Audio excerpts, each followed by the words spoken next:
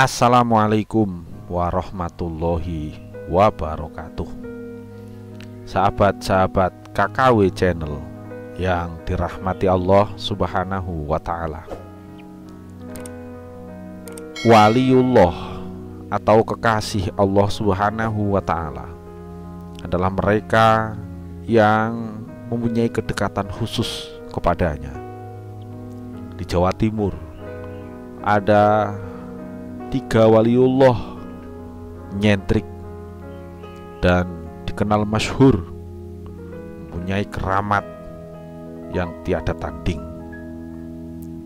3 waliullah ini mempunyai peran besar dalam mendidik masyarakat sesuai dengan cara dan metodenya masing-masing. Siapa saja 3 waliullah di Jawa Timur ini yang bergelar Gus sejak masih muda sampai wafatnya, yang dikenang sejarah begitu luar biasa? Pertama, Gus Ud Pagerwojo Sidoarjo. Namanya adalah Kiai Haji Ali Mas'ud, akrab disebut Gus Ud.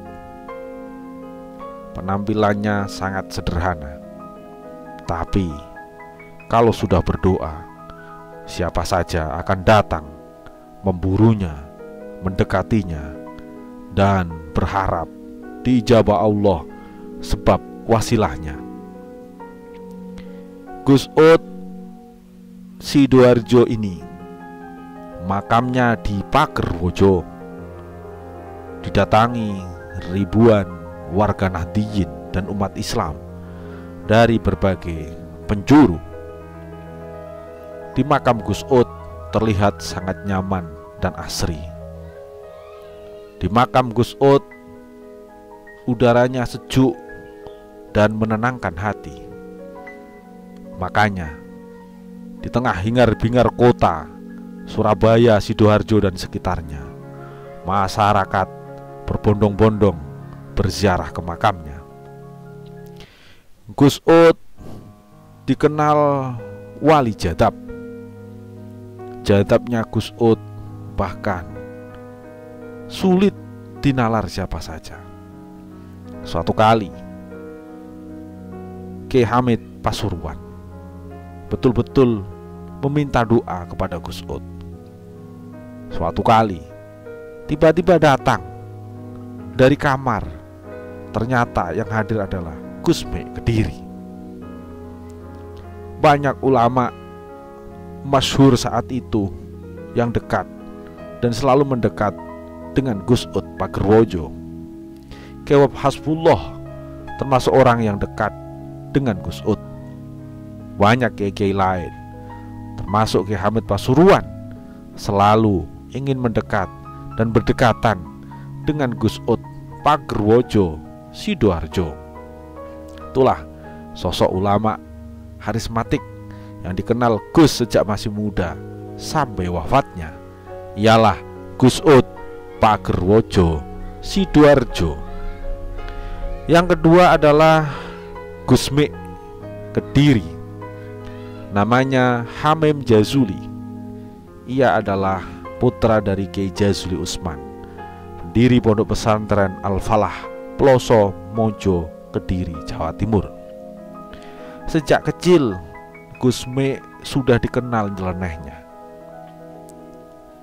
Ketika suatu hari bersama santri pendereknya, Gus Mek bermain-main di tepi sungai. Tiba-tiba ada ikan besar menangkap Gus Mek. Sampai akhirnya santri itu bingung, dicari kemana-mana, tidak ada. Kejadian itu terjadi pada pagi hari sampai sore hari. Akhirnya Gus Mek menepi dari sungai itu. Katanya ia berguru dan mengaji langsung kepada Nabi Khidir. Sosok Gus Mek masyhur namanya karena dakwahnya bukanlah di pesantren-pesantren, di majelis taklim, di pengajian-pengajian NU. Gus Mek dakwahnya justru di tempat-tempat prostitusi, tempat-tempat bandar judi, di tempat-tempat mabuk minuman keras dan tempat-tempat maksiat lainnya. Suatu kali di Jombang, Jawa Timur, di situ warung tempat mabuknya para bandar dan para preman. Gus Mik hadir, menantang siapa saja, siapa yang berani adu minum minuman keras. Akhirnya para preman-preman yang gagah saat itu berebut ingin bertarung dengan Gus Mik untuk minum minuman keras. Siapa saja saat itu tidak ada yang mengalahkan Gus Mik. Akhirnya para preman-preman itu insaf, bertaubat bersama bimbingan Gus Mik Ploso Mojo Kediri. Usai pertandingan minuman keras itu, si penjual, pemilik warung penasaran kenapa Gus Mik sama sekali tidak mabuk. Ternyata botol-botol minuman keras itu ketika dipegang Gus Mik menjadi air putih, sama sekali tidak ada bau arak minuman keras, sedikit pun tidak ada. Ternyata tangan Gus Mik ketika pegang minuman keras, minuman itu langsung menjadi air putih, sama sekali di sana tidak ada keharuman. Makanya Gus Mik sama sekali tidak ada mabuk sedikit pun saat bertanding dengan para bandar-bandar saat itu. Itulah sosok Gus Mik, seorang kiai, ulama, pendakwah sejak kecil sampai usia wafatnya tetap dan selalu dipanggil Gus.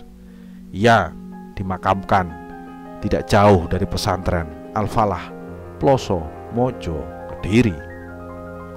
Kemudian yang ketiga adalah Gus Im atau Kiai Haji Hasyim Wahid.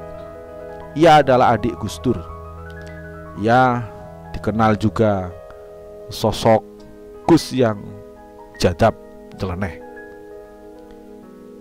Gus Im panggilannya. Ia putra Kiai Wahid Hasyim. Ia cucu Hadratus Syekh Kiai Hasyim Asy'ari. Gus Im tidaklah orang yang masyhur sebagaimana kakaknya Gus Dur atau Gus Solah. Tapi sosok Gus Im dikenal luas di jaringan-jaringan sunyi, baik geopolitik nasional maupun geopolitik global. Gus Im memang tidak dikenal sering berdakwah di berbagai tempat-tempat yang lazim. Ia berdakwah di jaringan intelijen, di jaringan-jaringan geososial politik, di jaringan-jaringan aktivis pergerakan. Inspirasi Gus Im luar biasa. Banyak tokoh-tokoh muda yang mengakui kealiman dan keahlian Gus Im dalam strategi membangun masyarakat, bangsa, dan negara. Gus Im wafat dimakamkan di komplek pemakaman pesantren Denanyar Jombang bersama kakeknya, yakni Kiai Bisri Sansuri. Di sana banyak peziarah yang berziarah kepada Kiai Bisri Sansuri. Tidak lupa mereka juga berziarah di makam Gus Im Kiai Haji Hasyim Wahid. Inilah sosok kiai yang sejak muda, sejak kecil sampai usia wafatnya dipanggil Gus. Namanya masyhur, dikenang di berbagai tempat. Namanya masyhur dan selalu ada di hati masyarakat. Demikian riset dari redaksi KKW Channel. Semoga bermanfaat. Assalamualaikum warahmatullahi wabarakatuh.